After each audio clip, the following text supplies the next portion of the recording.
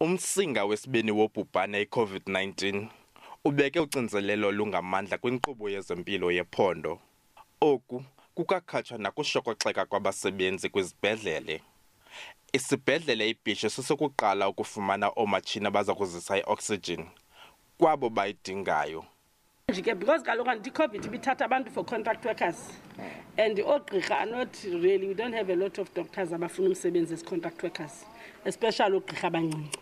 So nakulaa game yokuqala besi-recruiter, koko sasi-recruiter, I still remember we wanted about 3 doctors apha esibhedleleni.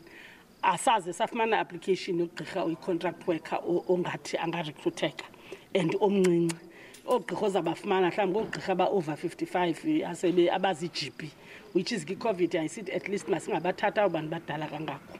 Ukanti nezinye izibhedlele ziza kuthi zixhamle kweli phulo. 900 of life-saving CPAP machines have arrived in the province. The first distribution will take place at Bishu Hospital, followed by many hospitals throughout the Eastern Cape province. Nangona kujonge kwimpelaveki yonyaka omtsha, abamatshini bamkelwe ngezandla ezishushu ngabacandelo lezempilo ephondweni.